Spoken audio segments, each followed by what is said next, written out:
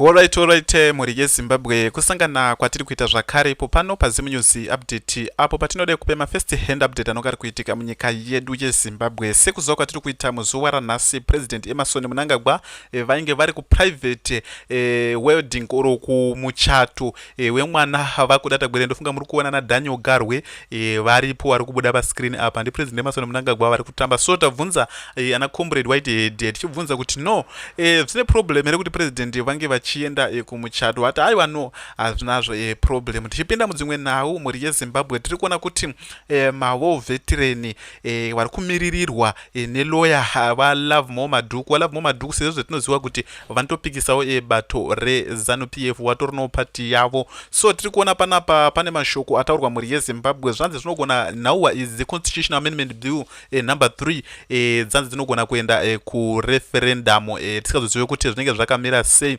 So tiri kuona panapa vari kurambidza malive streaming nezvinhu zvakasiyana siyana, but tiri kuona kuti zvese izvi kunyika dzana South Africa zvinongoitika kuna namazhlanga commission makotsi machichichi wari kungotendera media kuti inge ichipinda, but kuno vasi kutendera media tisikazozive kuti zvinenge zvakamira sei. Kuona kana kuti wari kunzwira vanhu tsitsi because tiri kuona kuti panogona kuzotaura mamwe mashoko ekutoti anogona kudzimba ruzhinji rwenyika yeZimbabwe. So vanenge vari kunzwira vanhu tsitsi. So ndona mamiriro dzakaita muri yeZimbabwe toti munzwe macomrade tinawo pano tinzwe kuti zvinenge zvakamira sei. But a person is multidimensional. To his friends, he doesn't need to do that. It depends who is asking. But that's what I wanted to ask, Kuti. Is it not relative? And what are constitutional dictates? What are dictates? In Zimbabwe, we are a democratic republic. Mm-hmm. Yeah, I'm more into the word Kuti dictate or dictatorship or dictator. Is it always in a negative Yes. context? There's no positive. You can dictate a positive. It doesn't mean Kuti. No, that's dictating. Yeah. Dictatorship is not dictating. No, it's all derived from one, but in different contexts, right? Mm-mm. Okay, dictatorship derives from where? So, Mimi, how do you understand dictatorship? It's ultimate decision making with maybe a few to little. So, how can it be good? It could be good if you dictate, for example, if you dictate kuti from now on munhu akangobatwa achidrive asina license hapana ticket chivawasunga. No, it's already in the constitution. It's not you dictating. I'm saying kuti if as an example I know it's there, but I'm saying if you dictate kuti from now on handisi kuda kana eno wanana achiti mwana ngakanganwa kumba ko kana yakarasika time to produce. Our president is not the judiciary. He's already encroached into a place that is not his. So that can't be good. Yes, no.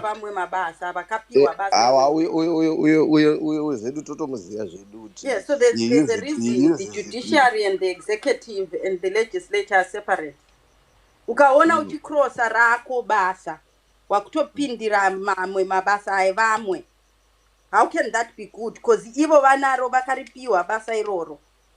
Rako rikapindirwa, rake rikapindirwa anozvivhuma here. The justice goes into his executive and starts constructing rules for his cabinet. Would he like that? Inini banandini panachida understanding we got a fearless. I was there. It's a few days ago. It's 2 days ago or so. I got a fearless leader. Sometimes now looking at it, and it imimazotaiwa maybe angachitara context yekuti towards who Mnangagwa and it, but also as a character trait, you need somebody very fearless. You can't pacify people. But pane pamwe, as I've said, you need to be a bit rough around the edges. President anofana with a bit of a gangster, even in favor of his people. But he cannot be very fearless. He can stand up to anything. It's a good trait. It mustn't be all, biscuits and buns. You think Nice, a 40-year-old taking on a competition with a seasoned politician, who's just done a coup in a country is not fearless? In a country where you could die, you think that is not fearless? Yes, on the day that he then said fearless, he was talking about. It's a dangerous ground. He was talking about context yaitaura ndeyekuti you are playing too safe in this instance, because ona pane munhu muna 1975 angane 20 years achirwisana nevarungu vane zvese.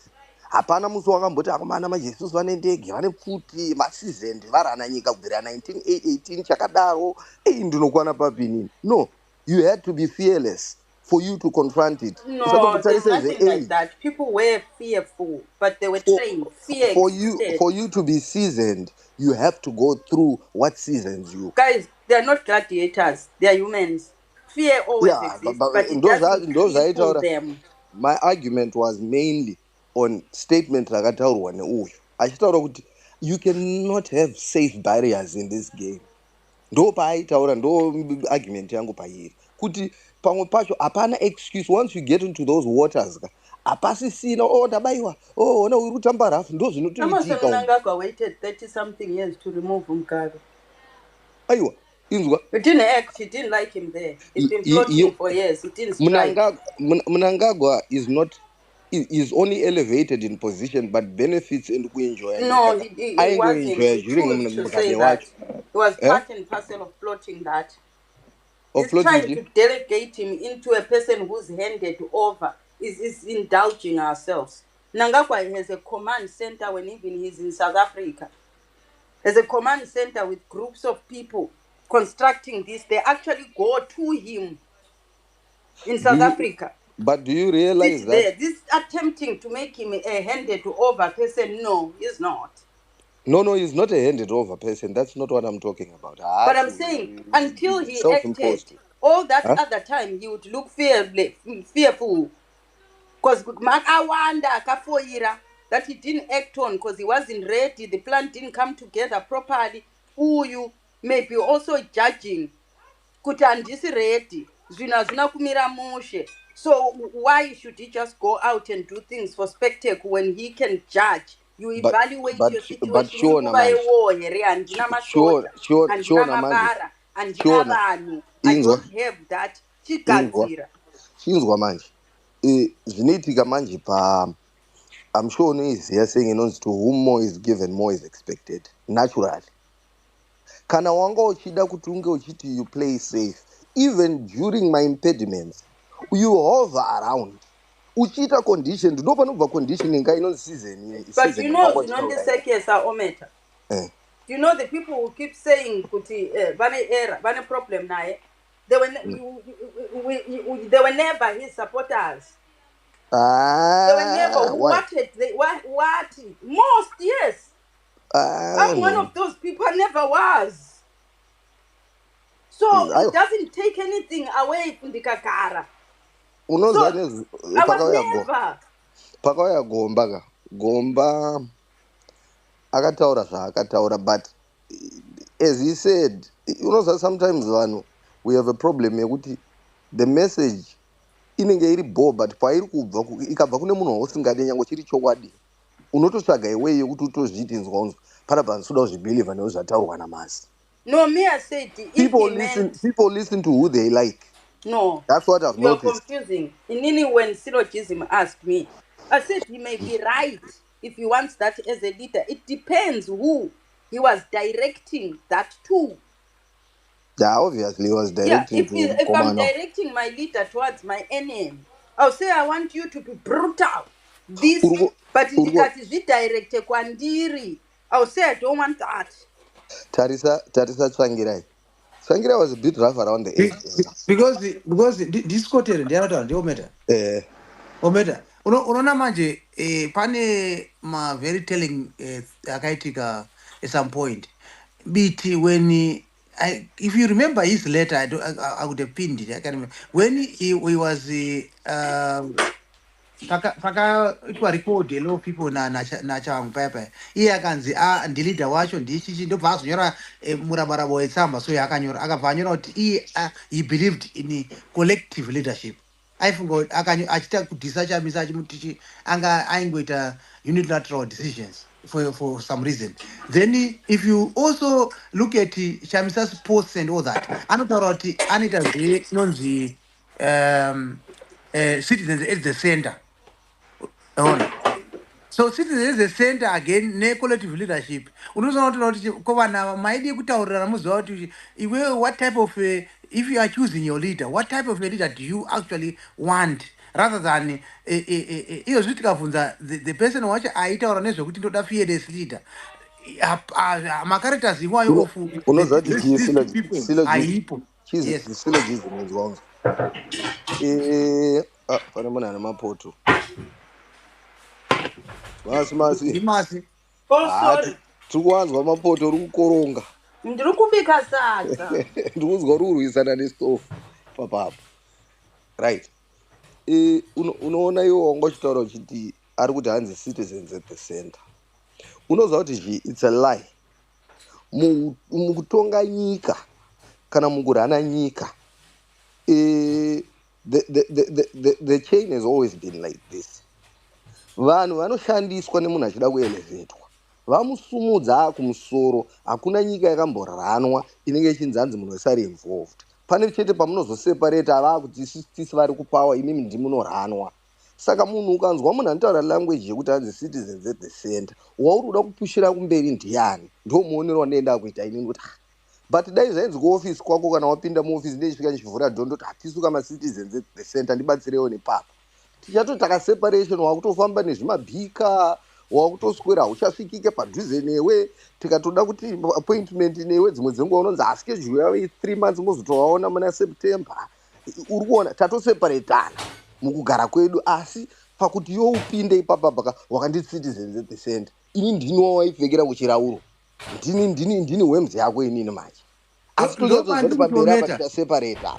Saka ndo zvandiri kuudza kuti usafa wakambonyeberwa munhu anenge achida kuda kushandisa vanhu you can go ahead. Ometa ndo pandiri kuti inini ka ukatarisa ma leadership aya anenge styles anenge okuita fanga vana authoritarian democrat not authoritarian dictatorship and all that anditika anoita fanga ane zvima connotations negativity anditika as compared to coaching democratic all those traits. But ukazoda kuona manje kuti ivo vana ma leaders acho iwayaya when they speak anoona kupika one word rokuti democracy anditika democratic leader I gonna be. It doesn't mean it is possible. It's not applicable or azviite kuti or feasible kuti uve one style throughout in your day-to-day work. But I'm sure unozviziva kuti dictatorship is the goal, but it will never ever be standing. It's always twisting and turning. It's got little pointers around system yekuti unozoti alright apa pari democracy tuma villages tuma little points okay pakuvhota hava nekademocracy because vanobvumidza vanhu izvi vanobvumidza izvi hazvibvumidzwa hakuna chinhu complete democracy itori nemamarkers. Saka imimika paselection of things that you want to be democratic in your country munosvagoo kuri critical kunoenderana neday to day life yenyu muchita iwayo apa papa hotidaro kautore kebri yoti hanzi wakuti MP ndo vanovhota sei ndo wakutotikwadza tagara uri kuti zvinya kumwoko ka but it's okay apa but tambe tichidaro tatoidentify kaportion kedu katiri kuti haudaro. Saka dictate inonzi democracy yes tinoida but it's in pockets all across the world. Uri kuonawo meta ndopandiri kuti nini ine Zimbabwe ndikonde ukatora nyaya dzatitaura nezvazvo manje ukazoendesa kuZimbabwe manje uchaona kuti setup yacho ka haibvumidze zvana democracy zvataura izvi. Ukatarisa kupolisi ukatarisa kuarmy ukatarisa kumasabhuku ukatarisa kumachechi edu ezayoja efm anotori nesetup yayo isiri democratic. So if you would want to say, even kuparliament chako unotodzingwa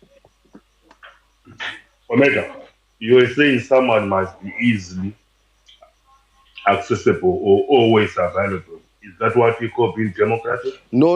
It was an example. Or even in your own life, are you always available? Even kwa mazako, mkazi wako, kuwana wako, you're available all the time. Right. It was yoga. I think atina kunzwanana nekutozvitora literally. Already. Why is it? Hey, put a noise. Put a noise too, boy. Already you unotozviziva yo kuti mukugadzira society kune hunhu hunoitwa hwokugara tatoseparatana. Why is it kana uchida kuvhoterwa unonyebedzera kuuya kumusha kwangu kune dust uku wouya wonyebedzera ngonomingla neni vamwe vachitogara tichidya sadza tese uchitamba redhiyo tiri tese. The moment panongonzi vhoti yapera wapinda society ndo zvainofanira kuona kuti tichitamba naye after 5 years achauya.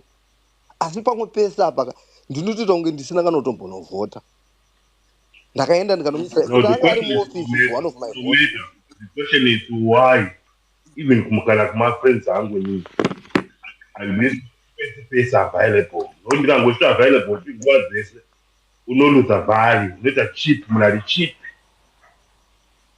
So pamwe pacho utoziva kuti uri available unototi handipo ndokuti urambe uchimaintain that standard. Ndosaka uchiona maybe mukomana wedu ndosaka uchiona mukomana wedu uyu haangove easily accessible kuti angauye nokuti akati it's a citizen center. No, it doesn't work like that. Nokuti akangoti munhu wese anochipa anoshaya vhari anopedza chango chimwe akutanga maititi. Those are a given because ukaonewa kuri hana nyika. It's not like ndongosvika ndichingo